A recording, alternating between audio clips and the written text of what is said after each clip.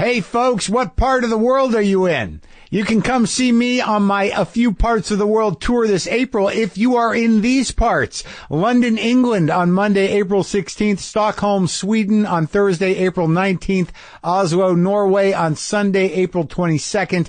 Amsterdam in the Netherlands on Monday, April 23rd. And Dublin, Ireland on Thursday, April 26th. Go to WTFpod.com and check out the tour page to get venue and ticket information.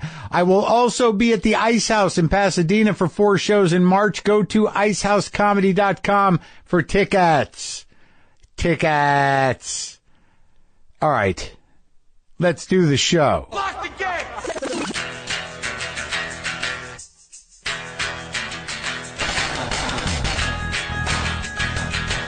All right, let's do this. How are you, what the fuckers, what the fuck buddies, what the fucksters? What's happening? What's going on with you today? Everything all right? Hold on. They're gutting the house across the street. Oh, can you hear that? You can't, right?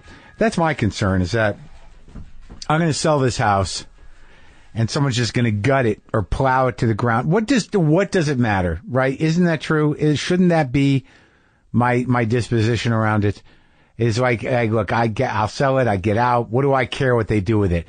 But it is a little weird. It's weird, just the fact that I painted everything and everything's painted over in there and the outside's painted and it's fundamentally a different looking house than what I've lived in for the last dozen and change years. But what if I sell it and they just fucking rip it all apart? There's part of me that thinks like, well, why? I wouldn't have put the work in that I did if you were just going to destroy it, which might happen. Ultimately, you're doing this a minimal amount of work on a house so you can sell it, so you can get the best price possible. But now that I look at it, it's like, this is a comfortable place. I think I'd be upset if someone just obliterated it.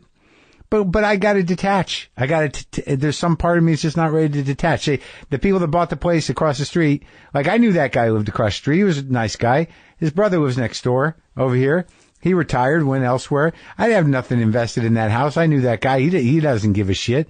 And they're probably doing a great thing with it. They're going to make it beautiful. Why should I have a problem with somebody buying my house and doing whatever the fuck they want? I had often thought about just leveling it myself, starting fresh, clean slate, totally.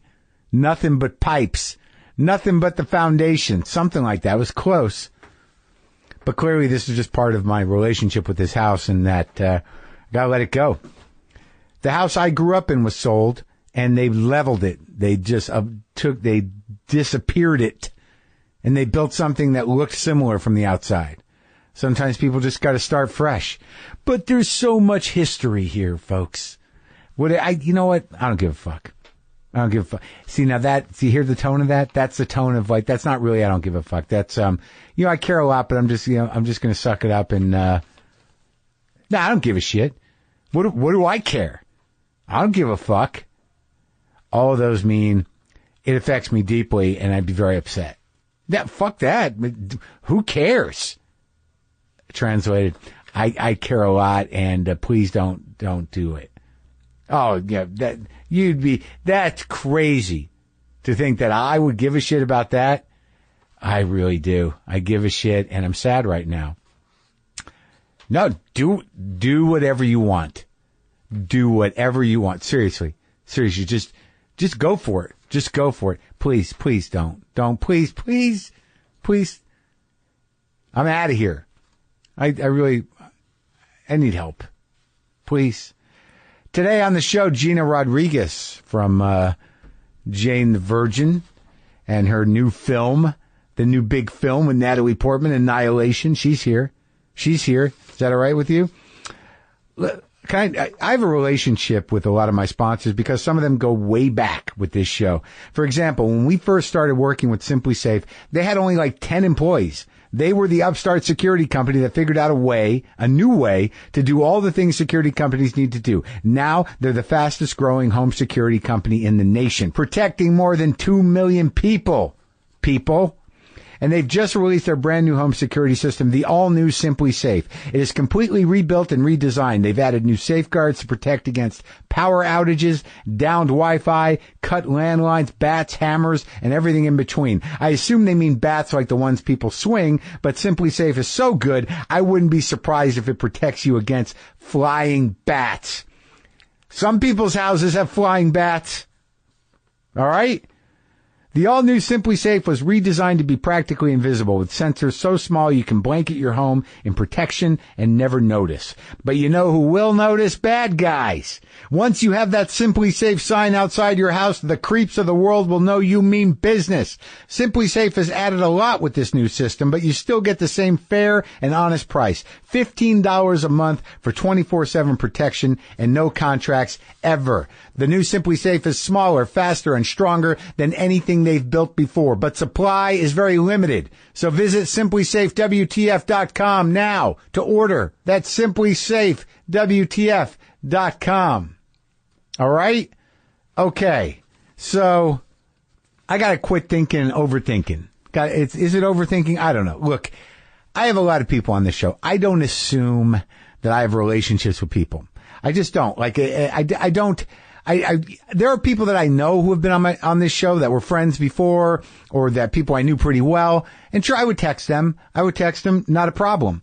But there are some people that I don't really know them, and they're of a certain level of celebrity where, like, I've talked about this before. What am I going to do? Text them and hang out? No, I don't do that. I just don't do it. It's not my nature. I try to do things appropriately in terms of booking, in terms of outreach, and very rarely do I assume familiarity. Now, here's the deal. Ever since I went to the SAG Awards and Kristen Bell hosted them, I thought to myself, why hasn't she been on my show?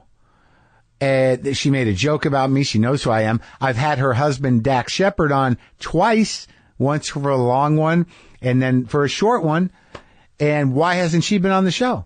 And somehow or another, the other day in that moment, I thought I could text Dax just to see, to gauge her interest, just to see if maybe his wife, Kristen, would want to do the show. So, and I don't do this, but I decided Dax, he's a recovery guy. I'm a recovery guy. We had good talks. I feel close to him. We don't socialize, but I just feel like he's the kind of guy I could shoot a text to, to have him ask his wife about the show.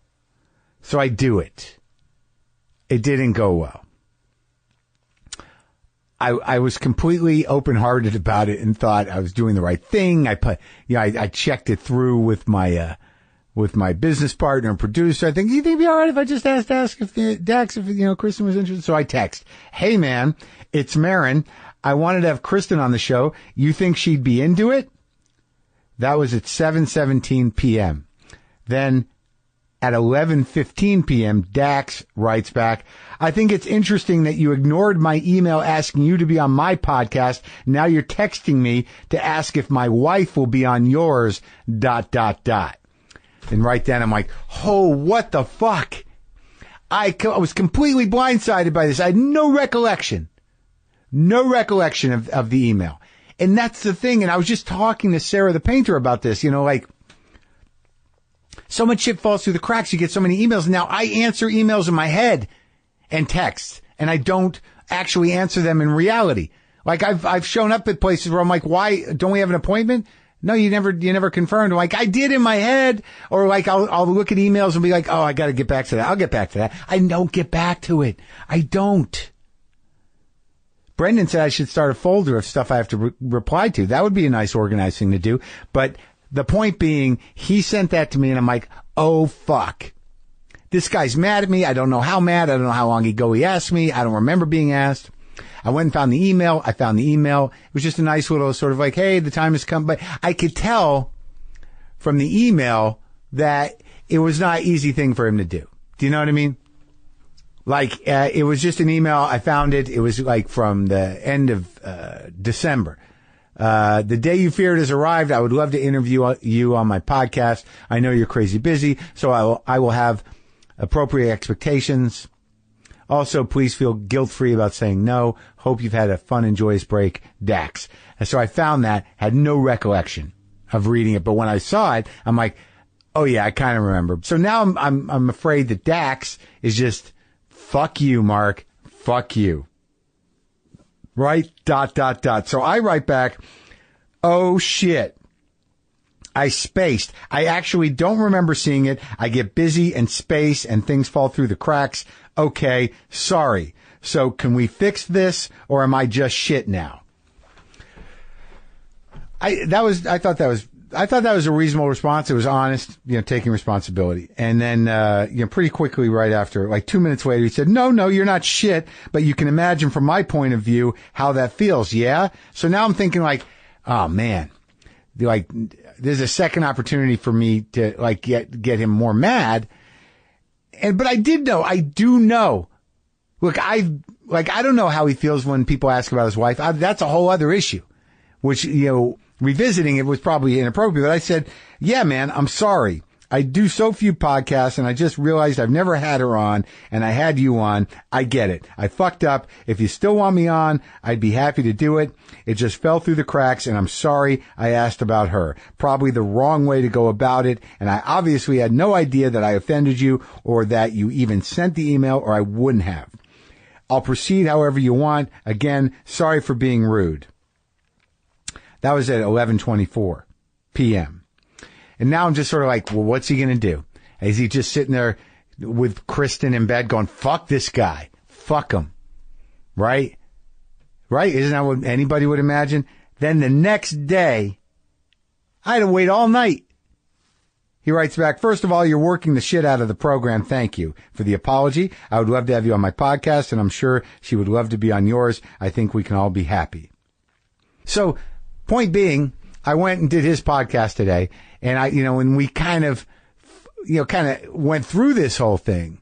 And, it was funny because he told me, he said, like, he didn't go all the way with, like, no problem, or all the way with, like, you fucking asshole, you blew me off. But he did tell me that it is hard for him to ask people to do things or ask for help. But he went the middle route. Like, it was funny because he said, I went right in the middle. Like, not letting you off the hook totally, not being a dick, but I gave you a window to be a dick. Like, he gave me this opportunity, like, I could have been a dick right there. I might have been, but I didn't even think to do it.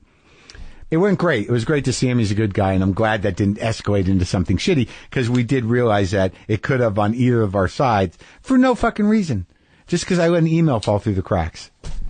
And because I assume familiarity. But that seemed to be appropriate. I think I can text him, again, and we're friends, but it's just dicey, man. Sometimes, like, you don't pay attention to shit, and you just, I don't know. Yeah, I'm thinking honestly, just getting off email, getting off, text, and getting off Twitter, and just have people call my landline and leave a message on my fucking machine.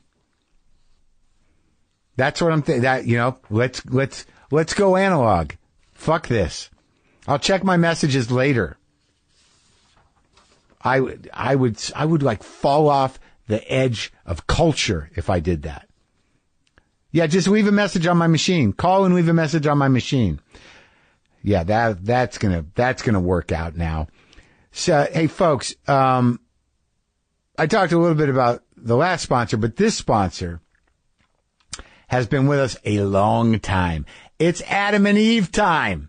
Adam and Eve was one of our first sponsors, and why not? People should be proud about keeping their love life exciting, and that's what Adam and Eve is here to help with. Valentine's Day is over, so you've got 364 more days to make the romance last. And if you go to adamandeve.com right now, for a limited time, you'll get 50% off just about any item. Plus, you'll get 3 free DVDs for a little inspiration and a free extra gift. What is it? I don't even know. We'll all be surprised together. What do you say? And to top it all off, they'll even throw in free shipping on your entire order. Yep, free shipping, no tricks. So check out adamandeve.com today for this special offer. Get 50% off one item plus 3 free DVDs, a free extra gift, and free shipping when you enter the offer code WTF at checkout. That's adamandeve.com. Enter offer code WTF. Hey, you know what? Who am I to judge? adamandeve.com, enter offer code WTF. So, Gina Rodriguez is here. She is Jane the Virgin. And Sarah the Painter is a fan of Jane the Virgin. She enjoys the show. She told me to have Gina on a while back. And the thing is like we got to talking about stuff about Latinos and culture and Latino. Like I grew up in New Mexico. I was always very much Latinos were very much part of my life all my life growing up. I'd never thought about it that much in terms of like that we're different, but it was just the way New Mexico was. But we did have this interesting conversation where there's still not a good integration of diversity in the mainstream media. And the default is still very white, and we all need to be conscious of that. Her new movie, Annihilation, opens Friday, February 23rd. Jane the Virgin is currently in its 4th season on the CW. This is me and Gina in the garage. She was dressed real fancy. I'll tell you that right now. She had a really fancy dress on.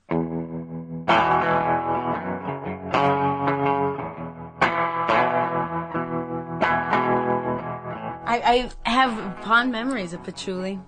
Uh-huh. Patchouli is like, I would say, my high school memories, boyfriend memories.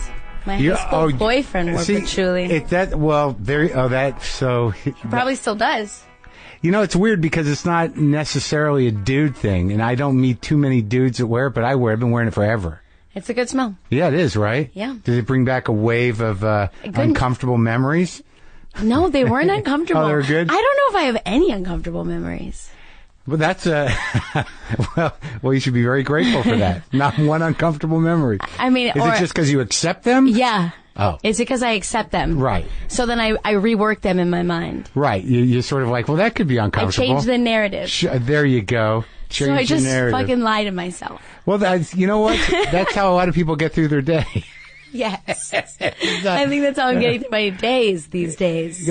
Really? I would think that things are going okay for you right now.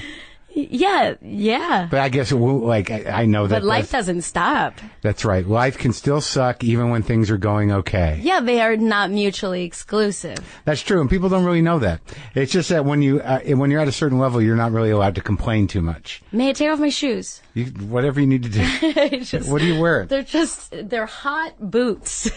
So you were just where? Which show? I just did The Talk. The Talk. I just directed my first episode of Jane, the show that I'm on. I'm familiar with the show. Jane the Virgin. Yeah. I watched a few to get up to speed. Ooh. Yeah, no. I wonder which ones you chose. The last few. Oh, good. Okay. I mean, I didn't have a guy. My girlfriend watches it. Does she? It's like her secret thing. It's a guilty pleasure. Right, a guilty pleasure. It's like red velvet cupcakes or Justin Bieber. Yeah, exactly. Yeah. Neither of which I love. There you go. So Are those your guilty pleasures? I just feel like maybe I just confessed they're both my guilty pleasure. I mean, yeah, I am a 30-year-old that loves Justin Bieber. I want to love red velvet cupcakes, but they look great. But best. Yeah. Have you ever tried one? Sure, of course. Oh, okay, then you're just not into it. No, I mean, they're good cake. It's good cake. I think I like chocolate cake better, probably.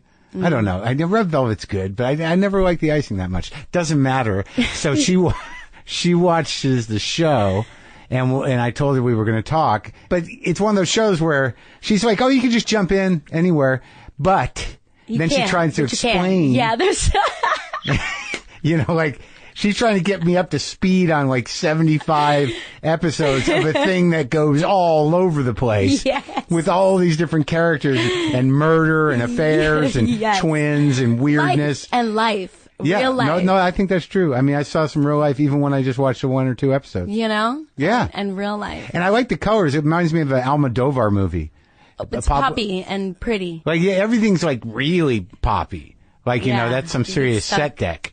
So you're on The Talk, and The Talk shoots here, I'm assuming. The Talk is here, yeah. And is it an afternoon or a morning show? It is a morning. So you did a pre-tape, or did you go live?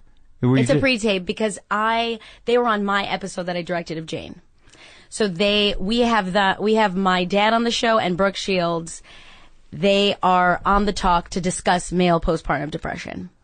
And so it was like meta. They were in our show. So we went to promote them being on our show on Friday. But what did it have to do with male postpartum depression? That's what our storyline is having. Really? Yeah. Oh, because the guy's got the baby. The guy's got the baby. He's a stay-at-home dad, and he's depressed. Right, I saw the episode leading up to this one. Yes. He got bored. He thought it was going to be the end all, and he now, meets another woman that has postpartum depression, and he's like, I haven't. So he's got postpartum depression. Yes, but not really. But not really. Yeah, it's ridiculous. But it's fantastic because especially in this climate, in this world, they talk about a lot of like social issues. Right, sure. Without commentary, without judgment. Like in a Right, little and sprinkle. It's like, hey, talk about that. Right, and you make it a little funny. And we make it a little funny. Yeah, like I talk about male eating disorder all the time.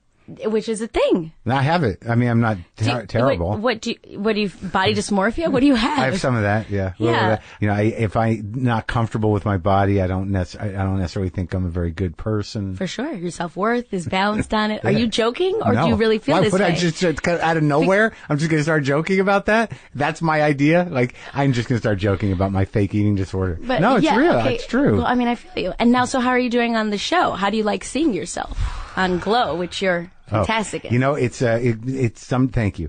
Some days it's an issue because I'm wearing the same pants. I literally wear the same pants for the entire show. Phenomenal. Yeah. And there are these jeans, these bell-bottom jeans, and you got craft services. So by the end of a fucking shooting a season, I'm like, I can't go another, like by the time we're done, I'm like, I can't get in these pants and I can't do it. Oh my God, that's gotta be so tough, like having to like balance your life around these fucking jeans. I think I looked all right. I don't think they ever got so tight, but in your head. Yeah, do you have it? Yeah, of course. All right. So, like, it doesn't have any bearing on reality, but if your pants are feeling tight one day, maybe they are, maybe they aren't. Who knows? But you've decided. Yeah. But seriously, though, I'm craft having services. a better time talking to myself about that body dysmorphia, watching myself on screen, being able to see myself fluctuate, weight. Really? Being able to, like, say, okay, so that's for that, and that's a character, or that's, you know, I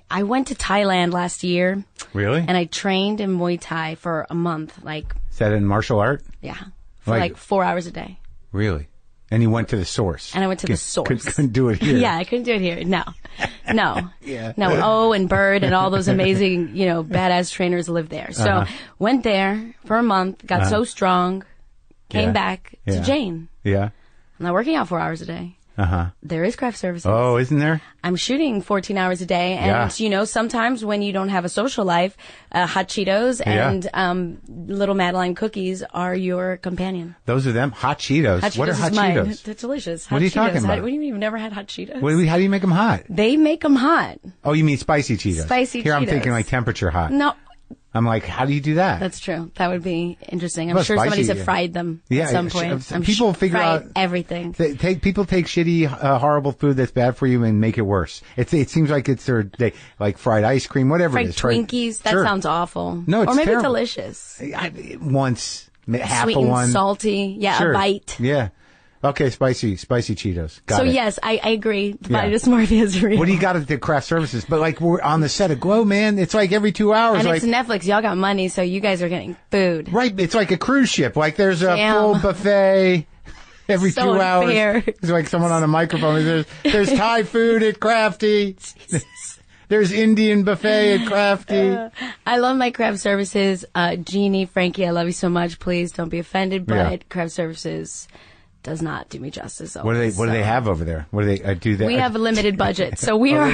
But is it thematic? Is it thematic with the show? For sure. I mean, there's we have tacos, we have empanadas that come on. Empanadas. We get those too sometimes. Those are apparently very good. Yeah. You stay away from them?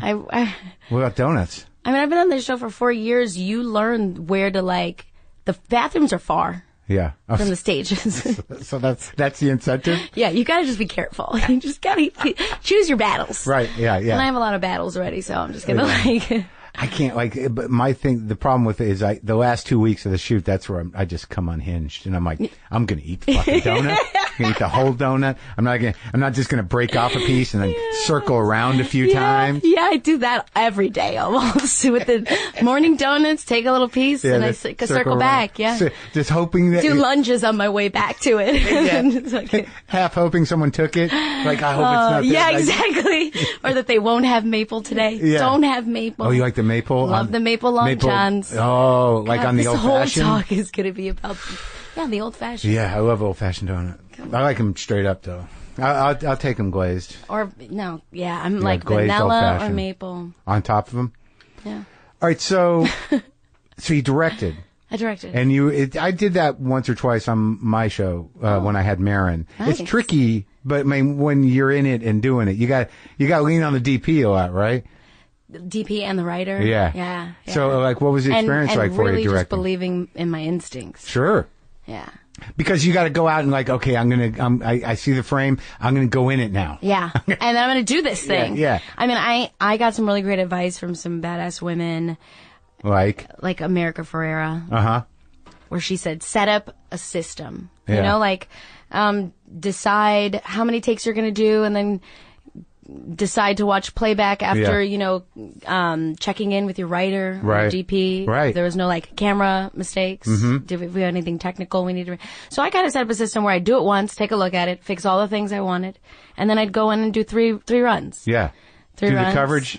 Do 3 runs in each shot? Three runs in like each shot. Okay. Yeah. If I felt like I needed more, then I'd go back and do more.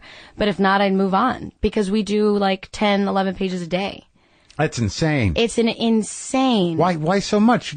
We have like a 70-page, we get about 70-page scripts each week. Oh, because you have all those other elements. You got so much. Things you add, Instagram elements, text elements. Magical realism, split screen. Like, they're like, right. So it's a tough show. And tonally, it's very tough. But I would think with 70 pages of effects, you would, not shoot 11 pages of dialogue a day. Well, we don't have too many effects. Yeah. But then also it's like a way for our creator to really carve out the story. Yeah, right. You have a lot of options. Yeah, you've got options. You've got space. So we pound away at this show. Like, we have been working our ass off. How much part of the, outside of doing the directing, and what are you, like 80 episodes now? How many have you done? I think mine was like 73. Right. I think we're on like 75. So, are you part of the creative process in general at this point, writing-wise or story-wise? No. I do not touch that world. No, Jenny Erman is a island. She is an island of brilliance, and she is a very clear vision for Jane, and she has a very clear arc of where we're going and where we're ending. Right. So it's... Oh, really? You know where it's going to end? I know where it's going to end. But at what episode? I mean, I don't know if I'm even allowed to say, but I know that I know our end. There is an end. There is an end. But is it like, here, this is what the end's going to be, but we're not exact, we can fill it out. Like there's room between now and the end. No, I know where the end is. Oh, wow. Yeah, there's an end. Oh. Yeah. Yeah.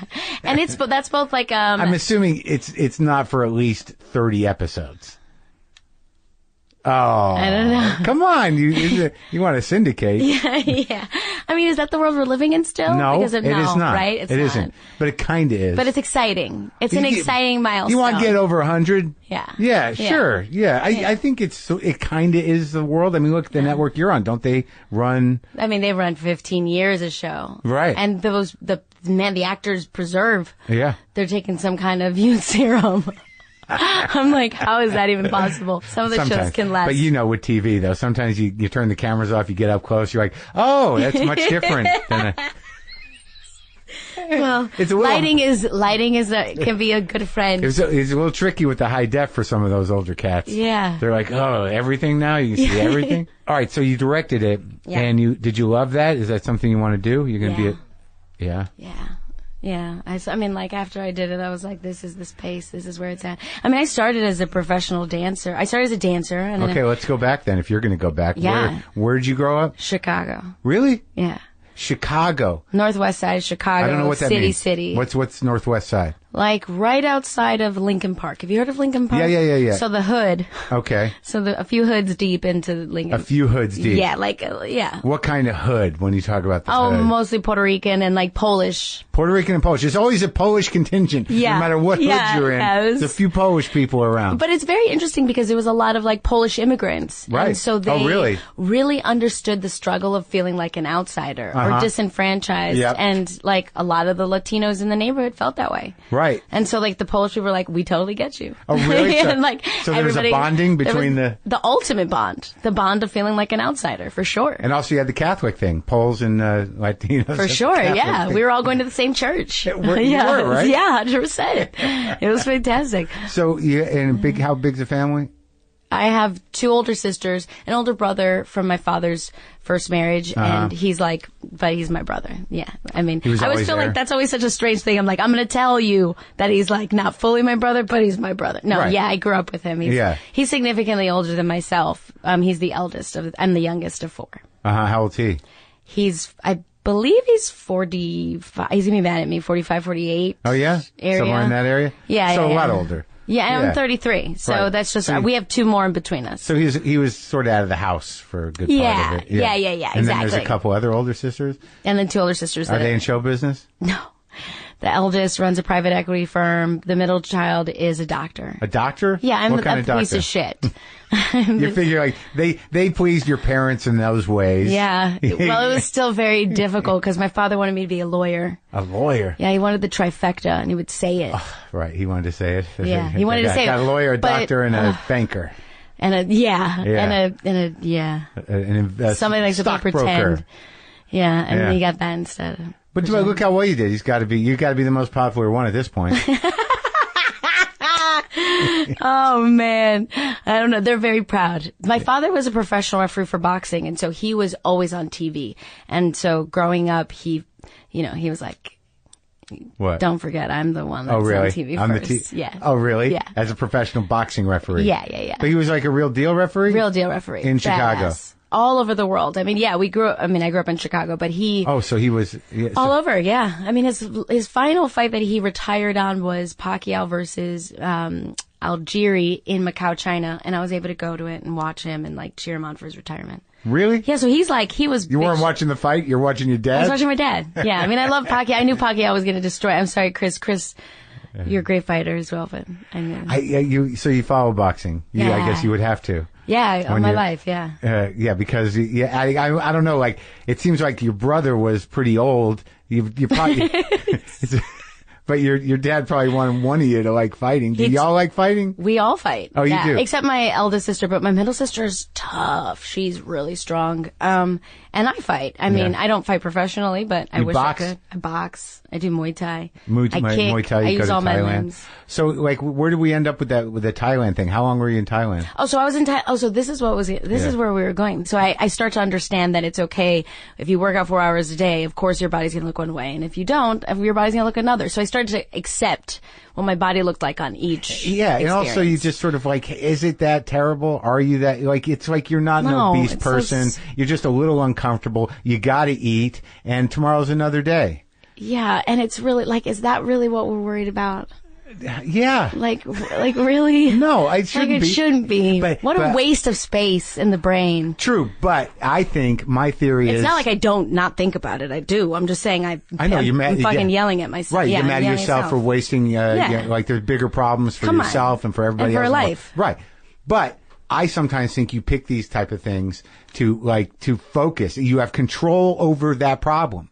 So like the bigger problems that you may feel powerless about. Focus on the little things so that you can feel like a shift is really real. Way.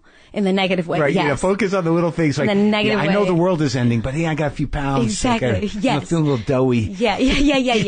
We're not going to be able to breathe in 10 years. I know, but these pants, you know. Yeah, for sure. Yeah. It's being present. It's being present. There you go. See, we spun it into a good thing. Yeah. So you're in Chicago. You got a boxing referee as a dad. Your mom does what? She is an interpreter at Cook County, and then she was the director of interpreters. Cook County Prison? Prison, yeah. Or Cook County court system. So she would send the interpreters to, if you needed Italian or Polish or Spanish, she would send her people. She was in charge of the interpreters for Cook County. Yeah. Not just for the prison.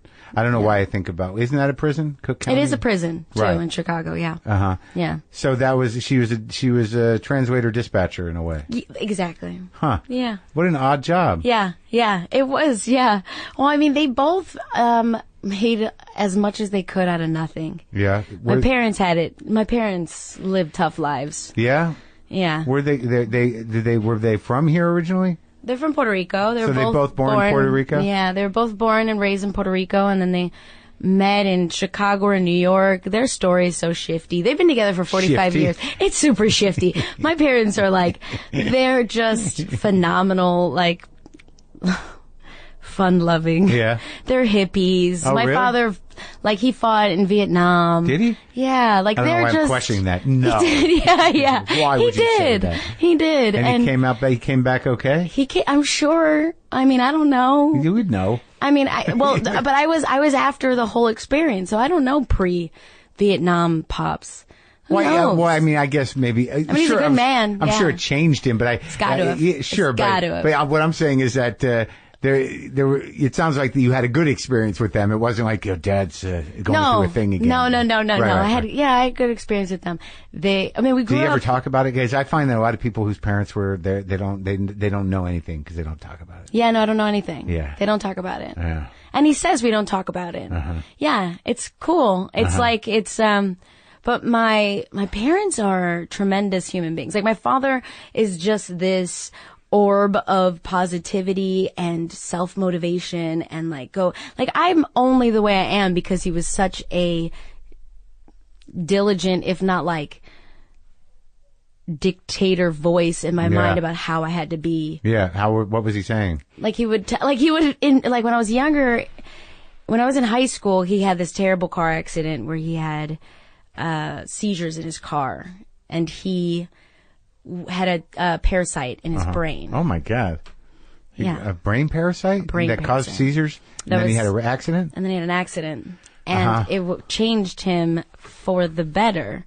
But he would whisper in my ear at night, you could be anything you want to be. Yeah. You could be the president. Go after your dreams.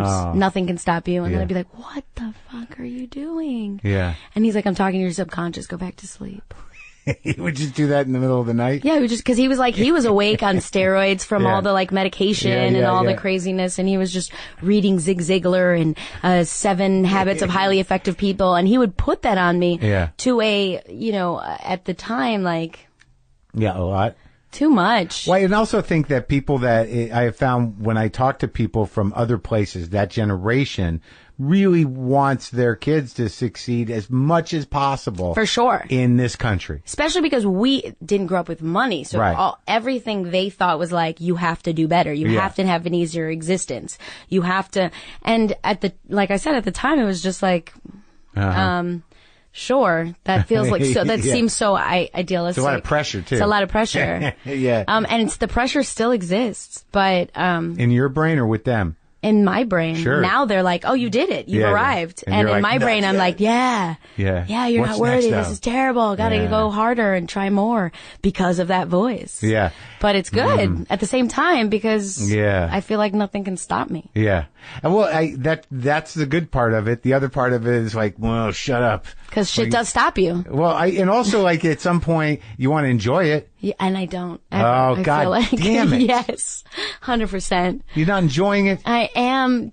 I am enjoying it, but it is. I think I can't. You like to work. It's all work, right?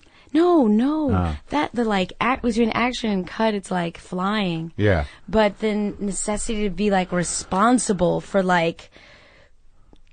Latino community, the stress of feeling like I have to be a voice of strength for people I've never met.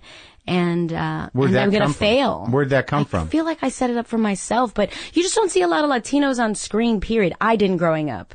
I know. Yeah. I think that's right. I saw that you've spoken about that a few times, and I wasn't looking for them in the same way you were. Yeah. But just either. Yeah. I can imagine that. I wasn't growing up going where are the Latino people on my television? Or in my films or anywhere. Well, I grew up in New Mexico, so there was plenty around. Oh, nice. Nice. It's a beautiful culture. Yeah, there's plenty around here, too, in this neighborhood. There's so many around here.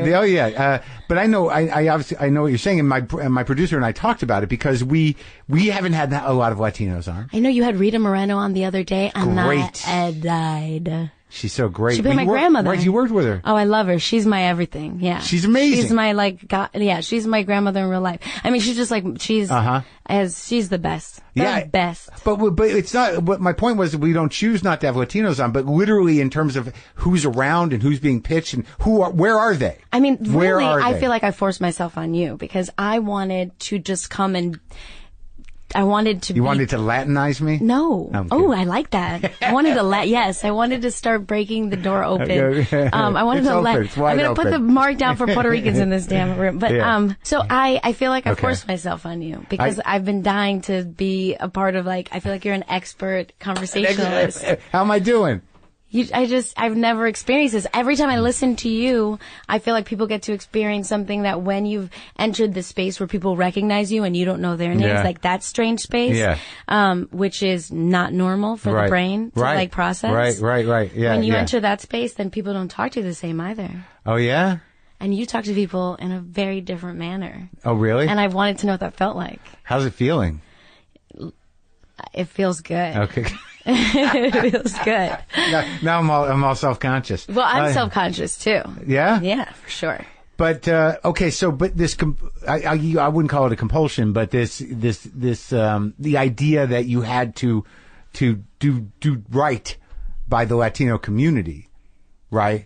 Yeah, I feel like I'm always being under the microscope if I do right by the Latino community, and I want to, but I can't speak for the entire Latino community, right? Because Latinos come in all shades and backgrounds and cultures, and Latino encompasses so much. Yeah, I'm Puerto Rican from Chicago. Yeah, I mean that's one and I'm a woman. That's one perspective. That's one specific lens, and that's not everybody's lens, but I want to see more Latinos on screen because I know what it did to me when I was a kid. Well, okay, so you're growing up in Chicago. What are you engaged in? Like, what leads to the acting? I mean, what leads to performing? So I started dancing salsa. Just I was like a Rita salsa Moreno. dancer. Yes, just like Rita. I was a salsa dancer from the age of 7. I started dancing with the outfits, and the sequence and all the adults going look at her. 100%, just like that. Yeah, but we were it was professional salsa dancing. We were hardcore. I was in this strict regimen of schedules and rehearsal, and it made me it makes you super disciplined. Was there a company or was it a competition? I was in multiple companies. So what was the gig? Was it to do competitions or to get paid to do shows? All paid to do shows. We'd compete. We'd do conferences, salsa conferences. We'd go in salsa conferences. Yeah, they're all over the world. Was they're that crazy? It must be like ballroom dancing. Yeah, it's pretty hardcore. So you have all ages. You have all ages. the people, 8 to 12. Yeah, or whatever. You have the everybody's, but everybody watches everybody else because you want to be the older group, and you're about to head into the older group. But the older group's going, let's go watch the little ones. And they want to because we were fierce too. But I danced from 7 to 17, and then I started doing theater in high school. So you're a good dancer. I don't Comes dance. right back to you though, right? For sure. Yeah, but I'm not as hardcore as I used to. But if you go out, do you ever go out dancing? Yeah. On a date and just bury the guy? Yeah. It's amazing. It's amazing. I mean, I have a wonderful boyfriend that loves to watch me dance. Sure. Which is great. So, all right, so you do that, so you get into theater when? Then I get into theater in high school. Yeah. Started doing commercials or trying. But what kind of plays were you doing in high school? What was it? Did you get the bug? Was it a thing where you were I did a chorus line and I played Diana Morales, and it was I'm a terrible singer, but it was because I was probably the only Latina in my high school. That could be the reason why I got How did the that role. happen in Chicago in the Polish Latino neighborhood? Because we got driven out to the college preparatory schools. I went to St. Ignatius College Prep. Because your dad was he meant business. Yeah, education is everything. I can't make the trifecta if you don't have a good education. Yeah, not in that public school. So we we were shipped out. And they were, diversity was very small. There was 4 of us. In general? There was 4 in my 4 years. Broad-ranging brown people? Yeah, it was 4 broad-ranging brown people, including the Asians. It was we had the whole spectrum, Yeah, the 4 of you. Yeah. So because I started doing theater then, and I was already in the environment where I was a minority and very clearly a minority, and then I'd go home and I was the majority and everything felt normal. Did you speak Spanish at home? Nah, rarely. My parents were discriminated for their accents, so they didn't really teach us Spanish till later on. So they tried to wash them away? Yeah. Get rid of them? Assimilation is a real thing, man. No kidding. Yeah, of course. Yeah. I mean, I understand Spanish fully. My grandma spoke to us in Spanish. Yeah. My experience was very much like Jane. Grandma speaking Spanish, me responding in English. Oh, so that was a good fit. Yeah. But when you were at this private school, I mean, how were you outside of your own awareness of your brownness. Yeah. How were you received? What did you find that They thought I was Mexican the whole 4 years. All my friends that were close to me. that you were just Mexican? I was just Mexican. They never really bothered to figure out what my culture was, even though I felt lots of kinship towards all Latino cultures starting at a very early age because, you know, my cousins grew up in a predominantly Mexican area. I grew up in a predominantly Puerto Rican area. I danced with all ethnicities. Like everybody was salsa dancers. Sure. You know, from like Russian, like some of the Russian girls were like the best salsa dancers. Aren't they the best at everything? Like they kind of are. It's too Like bad. anything Yeah. athletic or They're like, movement oriented. Yeah, the Olympics. We'll find out. It's coming up. But so I kind of was always I guess aware of my skin color, even though I just did not feel different whatsoever, which was such a strange feeling in the world. Well, to realize that, you know, that you weren't different but you were seen as different. But yeah, it was so bizarre to me. Yeah. Cause it was just like, I was just like a ladybird, right? You just had Greta on. Yeah. Ladybird was my experience growing up. Right. Totally. Yeah. Totally, like, exactly her experience was my experience. I went to Catholic high school where I was definitely like, I was the poor kid in the high school. I didn't want anybody to know it, you know. Add on to that, I was the brown kid in the high school and I didn't want anybody to know it. No, it was co-ed. Yeah. Co-ed, but Catholic. No, uniforms, but, dress code. Uh-huh. And were you brought up pretty religious? No, I wasn't. I mean, we had a lot of space to discover, but we did do the like Christmas on Easter, and Christmas and and were you confirmed and stuff? I was confirmed, and because my parents were just like superstitious. That comes with like Latino and Catholic. They're like, if she isn't, she won't go to heaven. Yeah, just in case. You know, just in case we're all wrong and all this freedom is bad. Yeah. And then like my great grandfather was Jewish and my sister ended up turning agnostic. My other sister converted to Judaism. We're all kind of all over the place. You have a Jewish sister? I have a Jewish sister. She married a Jew or something? Yes. She married a Jew. And my grandmother's father was a French Jew. French Jew? Yeah. That even makes it more interesting and exotic. In Puerto Rico. Yeah. He ran away from France. Yeah, there was a lot of like things I don't know in that space. I wonder what year was that? Did he leave because of Hitler? I don't know. The French were kind of, you know, not great during that time. Yeah, I don't know. I think that's this probably is like, an understatement. Yeah, I want to go on like Find Your Roots. I do too. I was supposed to go on. Oh. They made me take the swab. They did. I did it, and I sent it in months ago. And I don't know what the hell's going on. I got to ask my manager. That's the show, because that show you get all the goods, you get all the juice. I sent them all the stuff, all the ones I knew. I love that you're excited about it, right? You want to know. I want to know everything. Yeah. Well, you're Russian and Polish, and this is Dutch. What happened. Apparently, You're Dutch. You got Dutch. Apparently, in I got Dutch in me. A bunch of Dutch in me. Really? Yeah. Well, why? They should have you on. Have you reached out? Yeah, we've reached out. I think that there's like, it's in motion. Oh, it is. But you didn't get the kit yet. But mine was in motion, and that was like a year ago. Oh, goodness.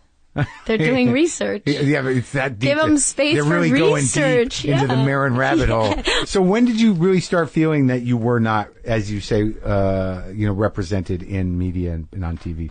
Because there's certainly plenty of music, right? Oh, yeah. In your world, I would imagine. And music is also, I feel like music, man, does it just transcend racism and discrimination? Yeah. People are like, Despacito, and they have no idea the words that they're saying, but it's the most popular, I'm so proud of you, Luis, most popular song ever. It's like, that kind of healing is fantastic. Yeah, it's amazing. And that's what ultimately representation and diversity inclusion can do for all of art, is it can make people feel just included. Yeah, like a freedom global of allowance. Community. Yeah. More human. Yeah, if you let it. Yeah. Yeah, there's a lot of intolerance is sadly a decision. Oh, it's such a decision, isn't it? I feel like art has the ability to create healing and tolerance.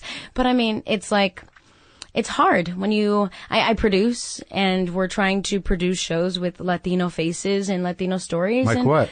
Well, we have a few shows that were in the run, but sadly, we're going to have to try to find new homes for them, because you're trying to sell a story of a culture to people who have never, as you said earlier, I've never stopped to think, wow, there are no Latinos on my screen. You're selling to other cultures that don't understand the importance of it. But it's such a huge audience. I don't understand it. Well, okay, so I recently was told, and this was so devastating, I was recently told, well, Gina, why would the studios or why would anyone have to cater to a demographic that's risk averse, where they already purchase, they already consume. There's no need to put Latinos in. They're not complaining. They're not complaining. Right. They're still buying. Right. We don't need to cater. But it's saying like you don't want to make your customer happy. You don't want to represent your customer in a way that makes them feel good. It's like, also, why treat this person with respect when they're respecting me? It's they're just eating that eating what we give them. enslavement, Right. same enslavement. And, Latinos are going to eventually realize their power and their buying power because Latinos consume one of the highest consumers as a demographic. I mean, we make up 24% of the box office every weekend. We hold studios up. I mean, like, the things that I say are not lies. They're the truth. And as an artist who would love to play roles, like I have this movie coming out, Annihilation, where I get to play a sci-fi movie. A sci-fi movie. Yeah, I was going to watch it, but I knew you were going to have a chance to watch it. I'm going to watch it. I have so a link. bad. I have a link. I'm so excited for you to see it. Yeah, I just got it like yesterday. Yeah, so I was going to watch it last night, but I think it scared my girlfriend, the science fiction part,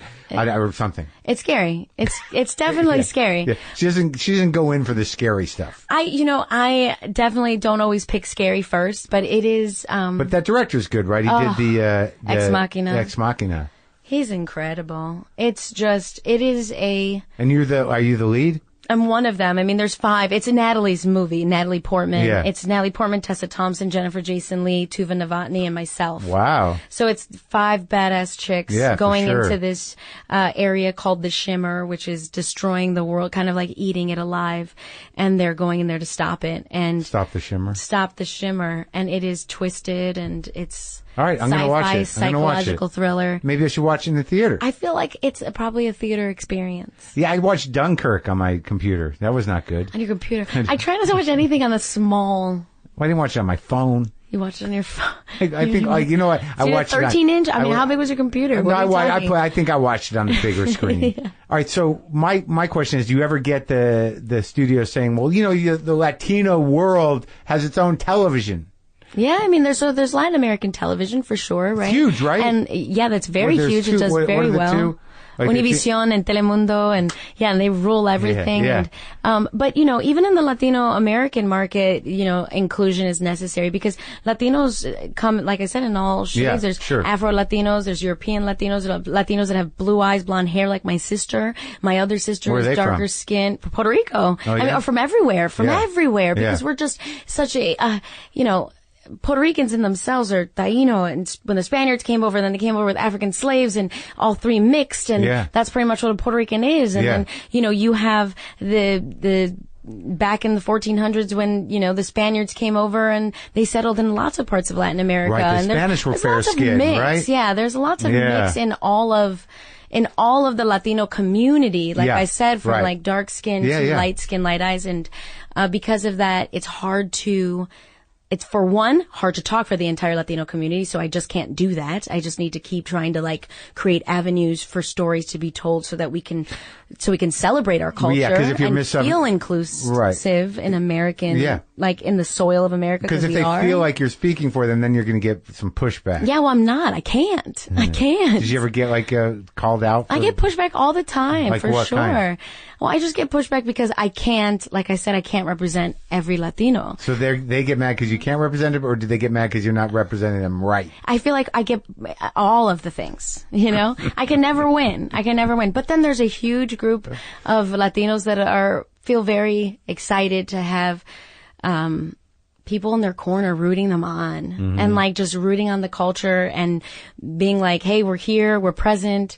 And it's not different from any other human or any other human story. And also, it's important, like you said, that the kids have role models. Yeah. Or even people your age have role. Yeah, everyone needs a role. Everybody needs to feel like there's a reflection of themselves in every part of life, so that we feel that we are capable. So that we feel, especially now with the the horrible tone of this administration. I mean, in relation to Latinos specifically. I mean, now more than ever, too. Yeah. It's painted in such a, to have a culture that you're a part of be painted in such a negative light is by the just president. So disheartening. Brutal. It's brutal. And it's also so false. Yeah. Because really, every human can be nasty and do mal, and be evil. Yeah. Every human is capable of that. But to just paint a community in such a negative light when we are such a positive source of light and income and resources to this country, it's devastating. Yeah. So that's why it's like, it is important for me as an artist to be out there saying, hey, inclusion is vital so that our next generation is living in a world of positivity and opportunity and capability, and that they can obtain these dreams because they see themselves reflected in them. I mean, because I'm going to tell you, growing up and having a father who wanted me to be a lawyer, and I wanted to be an actor, if you don't see yourself on screen, how does your family support a dream that there are not many paths? Oh yeah, they're terrified, right? It's terrifying. And so imagine when you don't have a support system. It's terrifying. But they stood behind you, obviously. You seem well adjusted. Yeah, I'm handling it, in the sense that, they didn't forbid you. I mean, where did you go after you did? I mean, how can you stop someone when you used to whisper in their ear that they can be anything they want to be? You can say, I didn't mean that. Yeah, you can't go back to the whisper and you can't stop me now. Not acting. Yeah, you can't stop me now. Crazy. That's kind of what happened, And I was like, I'm sorry, Dad, you can't stop me now. Oh, really? Yeah. Was that a tough time? There have been tough times. I mean, they are very supportive because it's not like they threw me out. Right. But they weren't always a believer that this path was possible. Because all you hear is how hard it is. Yeah, and you don't see anybody like your daughter. Right. So what'd you do? You got out of high school and you did what? I went to NYU, Tisch. I got an education. I got trained. So you went. So that was the conversation. It's like, I'm going to school for acting. I'm going to go to school for acting. I'm going to become a badass. And I'm going to go to a good Angela school. Bassett. Yeah. And you're going to pay for it. And they definitely didn't, and I paid it off 2 years ago. Oh. Yes. Paid You off your don't student own loan. me anymore, NYU. 2 years ago. Yeah. That must have been a great day. I actually was nominated for my second Golden Globe on the day that I paid off my debt. Did you say that at the Globes? Yeah, I most certainly did. They were like, how do you feel today? I was like, I'm debt free. How do you think I feel? I started doing cartwheels, naked in the street. I was so happy. That's quite a accomplishment. Man, it took forever. It does, right? They owned so much of me. Not anymore. And you just paid it all off. Paid it all and off. you put a little fuck you. Yeah. Can I have my interest back now? Yeah, seriously, because that would help with the rest of my life. Right, you guys want to take the money you stole. Yeah.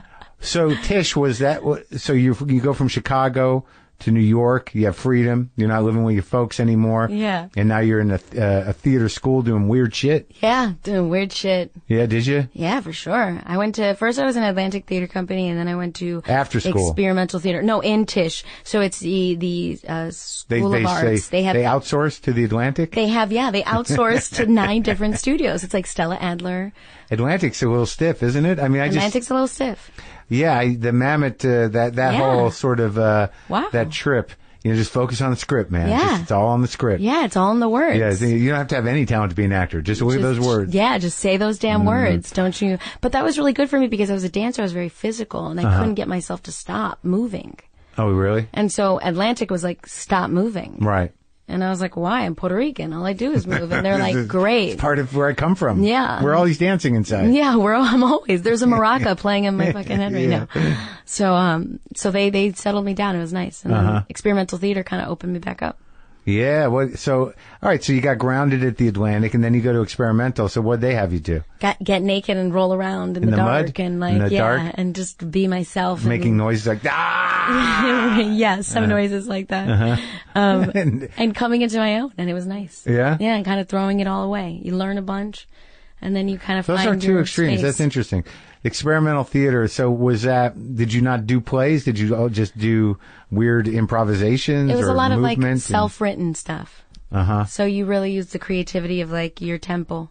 Your temple, your body. Your whole body, your mind. So you did a lot of self-writing naked on the stage. Yes, always naked. But lots of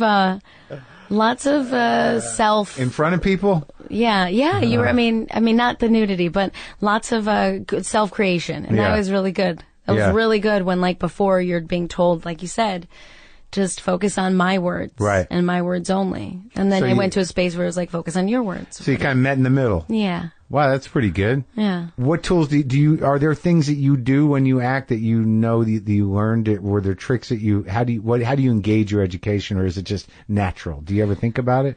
I feel like there are times where I have to call on it for sure, when it's harder to, access naturally. Oh, really? Yeah, because I mean, on Jane, I cry a lot. Yeah.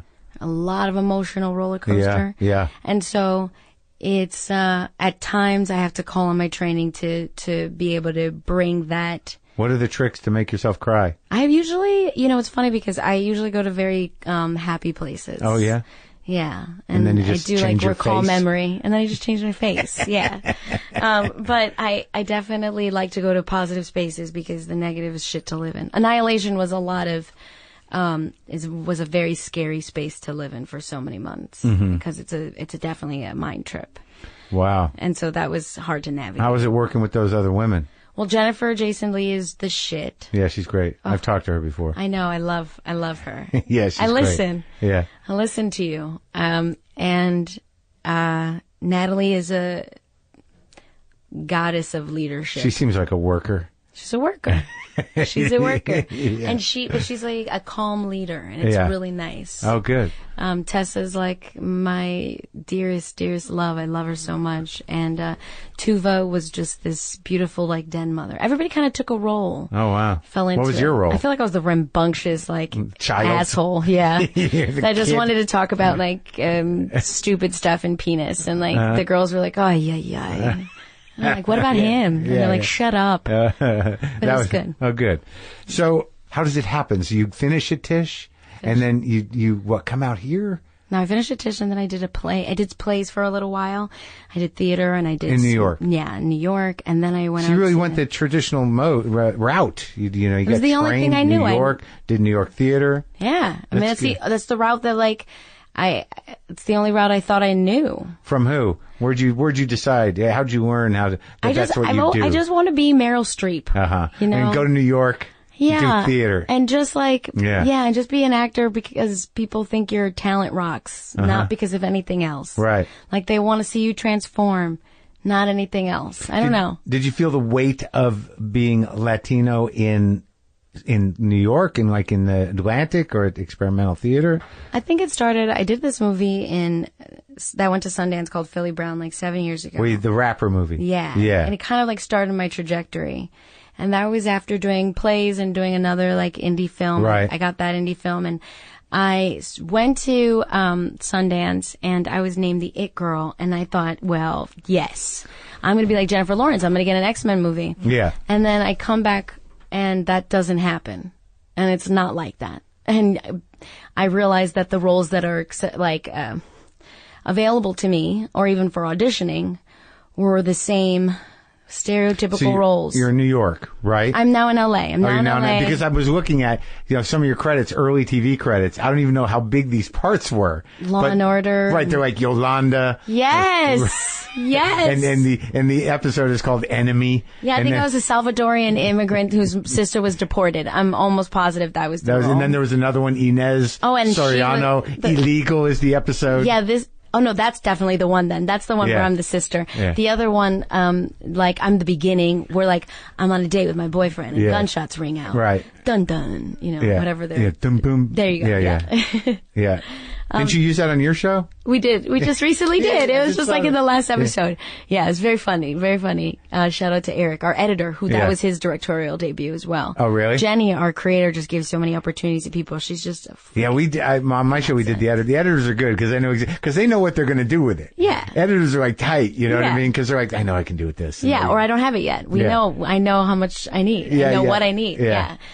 So those were the roles. Yeah. Yeah, I did some stuff in New York, and then I did an indie film that brought me out to LA. Which one? That was called Go For It. And then the directors of Philly Brown saw that, and they were like, "We would love you for this movie, Philly Brown." And it's a rapper, and I was like, "Oh, tight. Yeah. Let's try that out." And then we went to Sundance with it, and lots of great things came from it. But it was interesting to think that my trajectory was going to be exactly like someone else that was blonde and blue-eyed. Like, of course, why wouldn't my trajectory be like another American kid, right? And that was very obvious and a sad reality, but then also kind of made me realize that not only did I want these specific dreams that were a little out of the box and going to be a little more difficult, but that there was a lot of girls, I'm sure, that felt that way. And oh my goodness, the Latino community is really silenced. And wow, this makes it very difficult for me to actually get roles that are outside our stereotypical roles because nobody kind of sees us differently than that. And nobody's really fighting for anything different. And nobody's really saying anything about this. So the complacency kind of just keeps us where we're at. Yeah. So I was like, well, I got to speak up. Well, did you find yourself turning down roles because of 100%.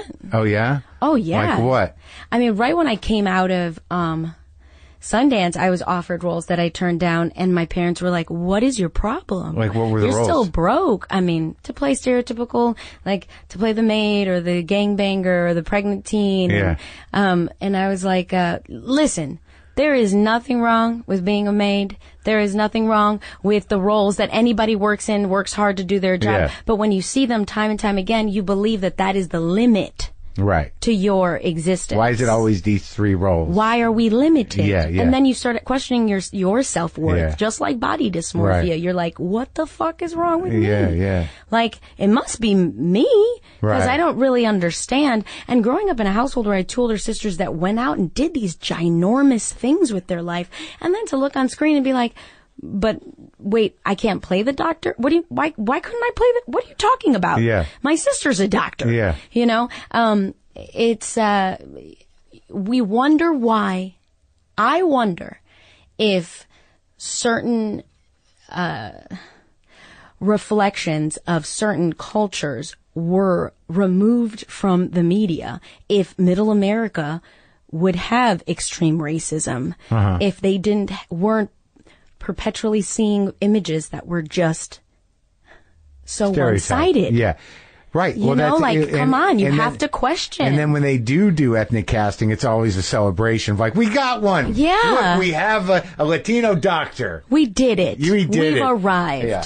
And nobody's really enforcing the necessity for that for the Latino community. I mean, there are definitely people doing it. I'm not saying I'm the only one. Yeah. I'm just saying that, like, when I was growing up, there weren't as many voices. The reason why Rita Moreno was so much a part of, like, my ambition was because she was always speaking up about it. Sure. I mean, she's never shies away from like, oh, I played that stereotypical role and that was all that was available to me. And like, you have no idea how many times I played this shit. But aren't things a little better? I mean, for sure. Yeah. I mean, for sure. I mean, obviously since she was younger, but I mean, it seems like because of the diversity of the actual landscape, the media landscape, that there seems to be a lot more opportunity. Yes, thank God. Yeah. Yeah. But but it's still a challenge. It's I mean, if you look at the statistics, sure, it's really still devastating. I mean, in the past decade, 3% of leads were Latino. In the past decade. That's crazy. How many movies do they make a year? Yeah. I mean, come on. Yeah. That's bananas. So that's just kind of bananas, right? You just stop and like, you're like, wow. Yeah. And listen, it's terrible for the Asian community as well. It's terrible for lots of other minority groups that grew up in grew up in the States just like myself that are like, I don't see myself as any different. This is wild. Yeah, I'm an American person. Yeah, how was I just born into this like body that kind of like could deny me access to certain things? Like, how did that happen? Right. I feel like like How often do you have these conversations with people in the business? I mean, it seems like, I know you talk about it publicly a lot, but are you still sort of like turning down roles occasionally? Oh, for sure. I'm definitely. Because of that reason? Well, no, just because I think either if there's somebody I think that's stronger to play the role, I'll always, I think we all have our stories and there's room for all of us. Right. I want everyone to succeed. I don't need to be the only one. Yeah. I want to create avenues to help other, Latinx, artists succeed. But it's still very difficult because it's very difficult. It's very difficult to want to stretch your wings and try roles that sometimes are not allotted to you or your demographic, or your culture or your skin tone. Well, yeah, I think it's very important to do what you're doing because especially now because of this horrible turn this country's taken. Yeah, I think right now we've got to speak. We got to speak some truth. Yeah, absolutely. Where there's a lot of negativity being spoken. Yeah. And what are some of the projects you're working on as a producer? We have 2 shows that by great Latino writers. Comedies? One's a comedy about a young undocumented kid that finds out he's undocumented when he's 16 years old, and so his life is pretty shocked because he doesn't see any other life besides the American life. Yeah, I don't. That story is something you hear about, but you haven't seen it. So our writer Rafa Agustin, this is his real life story, and it's funny, and it's it doesn't shed guilt or the pain of guilt on anyone. It just kind of lets you in on. It almost feels like Everybody Hates Chris or Wonder Years. Right. It's just letting you in on a slice of life. Right. And it's very funny and very light. And I think it helps bring tolerance in a way that you can just enjoy the funniness. I feel the same way Jane the Virgin does, where we highlight things that are very, can be very delicate, like immigration and women's rights. But we do it in a way that's Yeah. And what's going on with that show? We are trying to sell it. We are currently trying to sell it. It is, like I said, it's difficult to sell oranges to somebody who's the decision maker and has never had oranges before. But there's so many, So we're going to find the people that are down to try oranges for the first time or that they've had them before. Is that a great metaphor for a Latino to be the one selling oranges? Oh my goodness. Is that what I did? No, I didn't do that that's not the reference. I know. God. But or apple pie and sure, come on, the most, but it's true, right? Right. It is what it is. True. You're selling something that the decision makers aren't always. And how are people responding? Well, we're in the landscape right now. Yeah, okay. I'm knee deep in it right now. Uh-huh. Yeah. And what's the other thing? It's a medical drama with a Robin Hood doctor that came over from Cuba. That can't. And you've got it's all written. Maybe, and is it? Yeah, we've gone through the whole development process, so we've got to. We're in the thick of it. That's exciting. Yeah, it is exciting. It's a challenge, but I am not. A stranger to no or rejection. And you have a production partner? I do. She's fantastic. And she also has a very like-minded desire to create tolerance with art. That's great. And what's this other movie, this Miss Bala? Oh, that's an action film that I shot this summer in Mexico. That is a remake of the original Miss Bala, and we had the blessing of the same producers that made the original film that was a Mexican movie. And we've made it in... it's I would say more of an homage to it. It's not very... What's it about? It is about a girl that goes down to Mexico to see her friend, and she used to live there.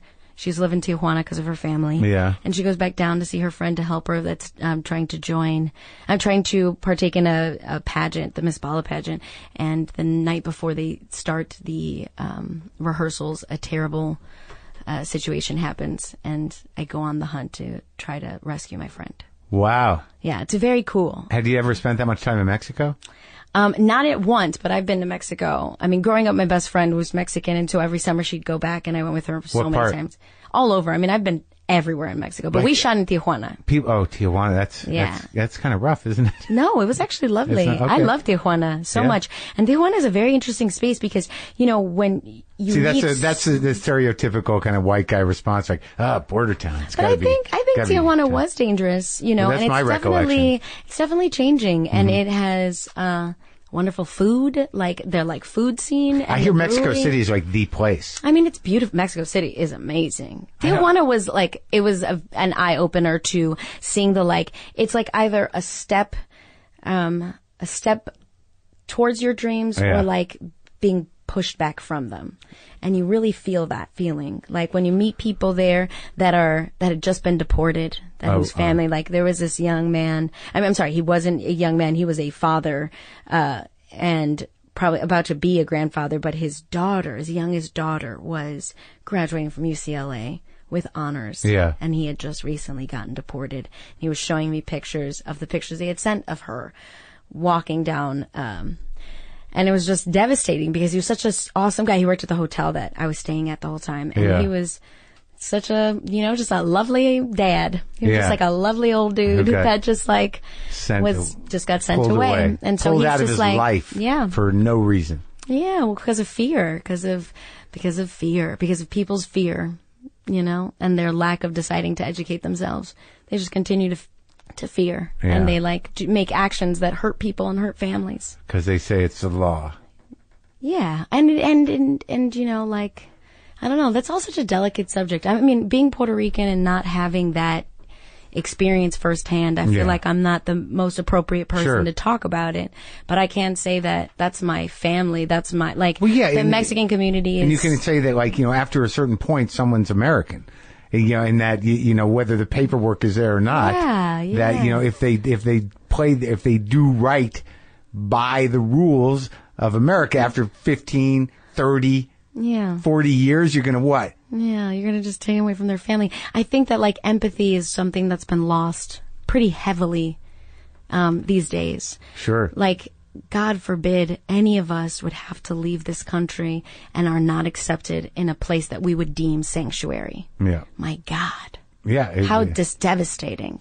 I mean, you just stop to think, like, can you stop for 1 second and think about what that would feel like? Yeah. If we had to leave here, you had to leave your home where you call home, where you are the one who's like high in command with your, like your privilege of being American, and now you have to go to another country and they don't really want you to be there and they want to kick you out and push you to somewhere that's dangerous, and somewhere maybe that you don't even know, that you don't even call home anymore. That's right. Yeah. It's a horrible, reality, but it's something that has happened before and it doesn't end well. And it's not happening just to Latinos, it's happening to lots of other cultures, and it's real. Yeah. Yeah. And, speaking out is important, and voting. Hopefully the voting will work. Hopefully we saw what, oh man. Hopefully we saw what happens when you don't vote. That's right. Or you're short-sighted. Yeah. So how many more episodes of Jane do you have left to shoot? I have till the end of March. So I think I'm on like 13. I have like 4 or 5 more to go. And then you're going to run around and do press for Annihilation? Well, Annihilation comes out in like 3 weeks, so I have to do press now. This is what I'm doing. Yeah. I'm knee deep in like the Annihilation press. And the Miss Bala movie, when's that? I think that comes out towards the end of this year. All right, so how did this work out for you, this conversation? Did it work out? It did. Yeah. It's cool. I want to come back on like again. I want to like talk to you in like 10 years. About what's happened? Yeah. We can come back earlier if you want. I would love that too. Yeah, you can now be a friend of the show. I'm already a huge, ridiculous fan. Hey, it's Gina, and I want to come talk about this thing I'm working on. That's awesome. And I'll be like, all right. So we should tell everybody then to go see Annihilation. Sure. Because it is a specific movie for sure. Well, maybe I'll even watch it before we post this, and I can make some comments before. Ooh, I would be very interested in hearing what those were. My favorite was listening to you talk to Darren Aronofsky, not a finishing mother, and then did that work out for you? Some people got mad at me. I loved it. I love that you're so honest. Just please don't ever stop being honest. I didn't know what to tell him. I tried. It was just the best. I said to my boyfriend, I was like, I just have a feeling he's not going to be able to see Annihilation. And Joe said, he'll tell you. He's the one that put me on to you a few years ago, and it was the best thing he ever did. I am never alone in the car anymore because of you. Oh, good. Well, tell me about this guy. The greatest. Boyfriend? I met him on Jane. He came on Jane. He was an actor? he had a guest star on Jane, and then 6 months later, after London, after shooting Annihilation in London and shaving off my hair and feeling like a very unattractive and very unlike myself, I went back to the gym, back to the boxing gym, and he came in the first day I came back, and I was like, damn, who is this? And then my trainer was like, he was on your show. You didn't even remember? No, because he was he played Don Quixote. He was like in his outfit. Yeah. And then he came up to me and said hello, and then I saw him the day after and the day after and the day after, and then I asked him out. And then we've been dating ever since. That was still pretty new. Like almost 2 years. Oh, 2 years ago you shot Annihilation. Yeah. I forget that there's so far. Yeah. 2 years, that's not nothing. My hair shows our relationship, the hair growth from my shave in the movie. So is he working a lot too? Yeah, he makes his own stuff. He's like the real deal. Oh, yeah? He just made a movie called Loose Cannons with his buddy. I have a little cameo. What's his name? His name is Joe Lo Cicero. I got an Italian from Long Island. No! Yes. That's great. Yeah, he's incredible. Those guys are always characters of one kind or another. He's so smart. He's such a good writer and such a good actor. And he's going to go and premiere his movie at a festival this weekend. So oh, good. Well, it sounds like that sounds fun. Yeah, it's fun. There you go. And that's all that love's supposed to be, I think. Oh, yeah. It should just be fun. Okay, I'll